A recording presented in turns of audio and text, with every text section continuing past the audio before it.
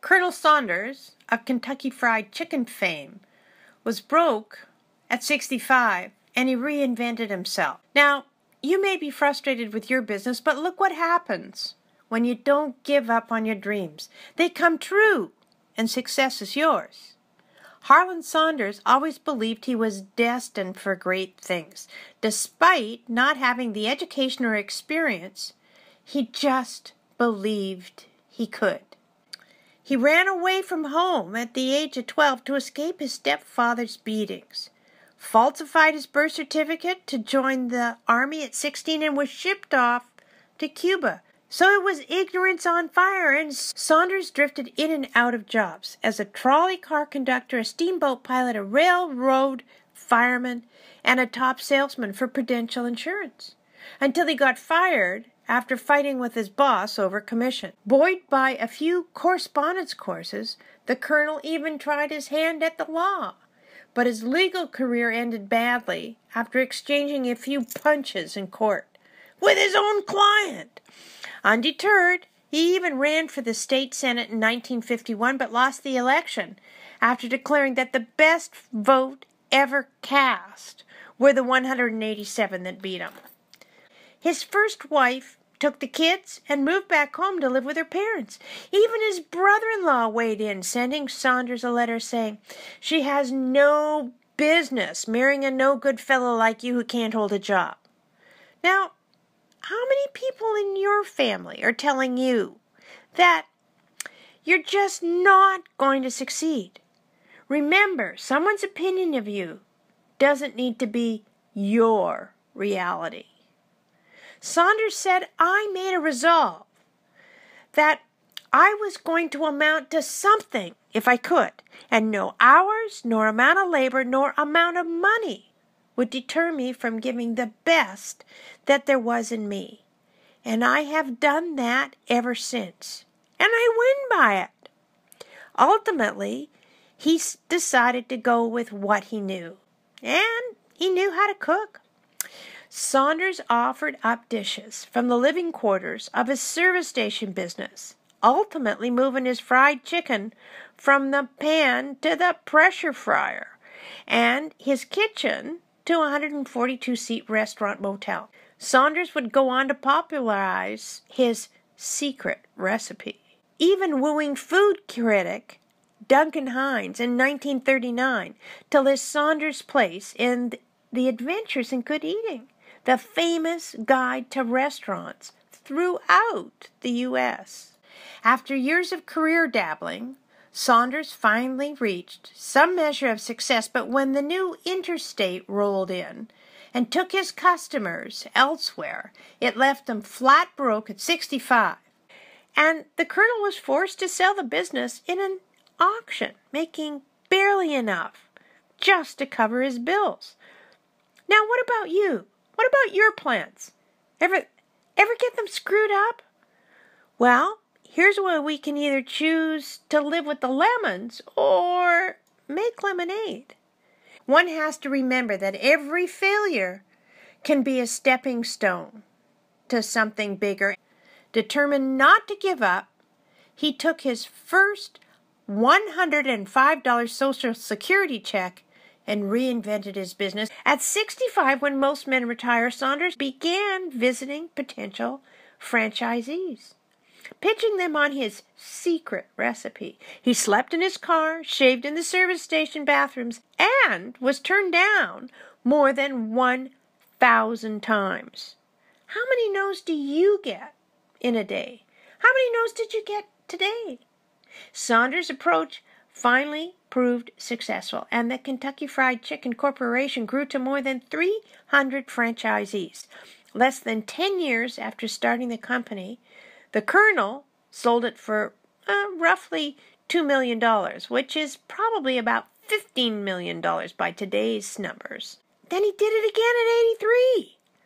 "It's not over until I win," he says. Now, that was more about the fight than the money.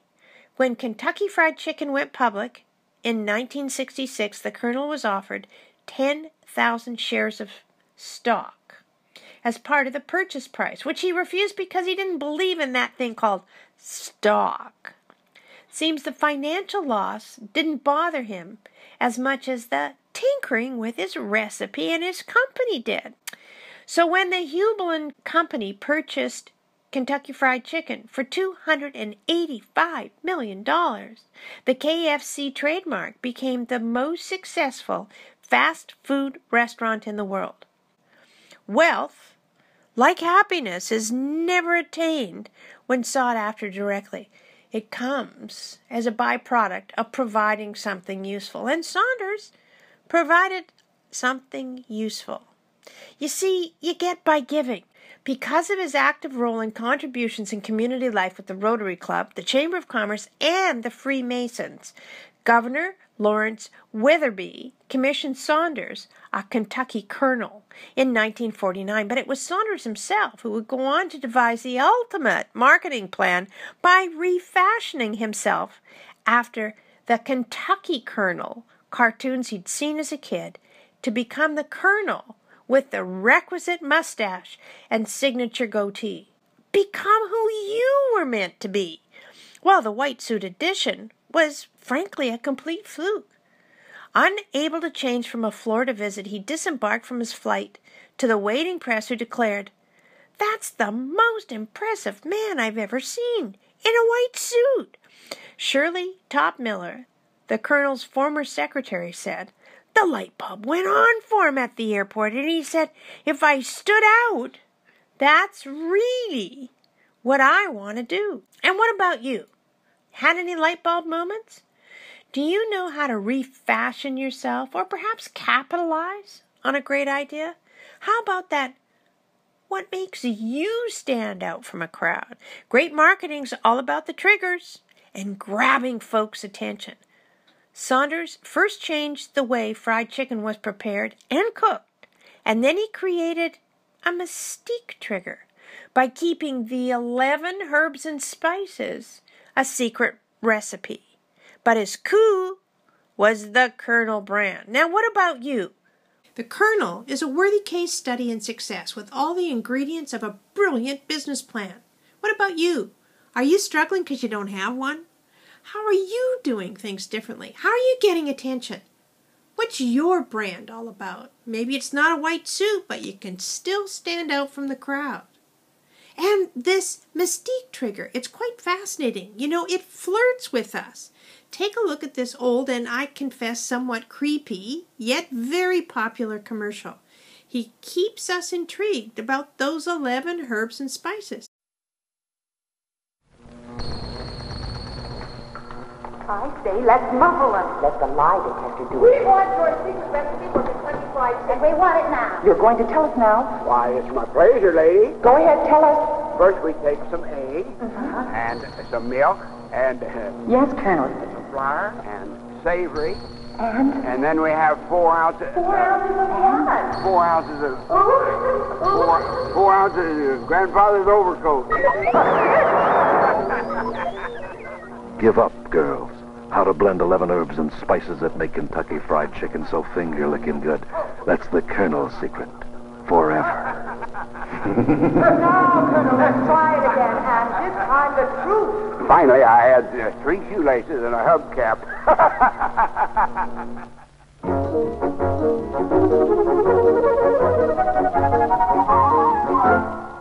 Give it up, girls. That's the Colonel's secret. And the Colonel had a duplicatable system, a proven process, must-have tools, and a set of defined instructions. Sunday dinners 7 days a week, and it's finger-licking good. So tell me, how duplicatable is your system?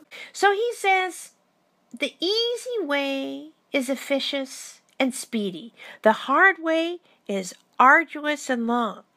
But as the clock ticks, the easy way becomes harder and the hard way becomes easier. And as the calendar records the years, it becomes increasingly evident that the easy way rests haphazardly upon shifting sands, whereas the hard way builds solidly a foundation of confidence that cannot be swept away. So you see, success doesn't care how old you are. Just get up Dust yourself off, participate, work hard, and make it happen, because you can reinvent yourself too. If you need some help with that, talk to us. We're Tim and Darcy at Sticky Bee.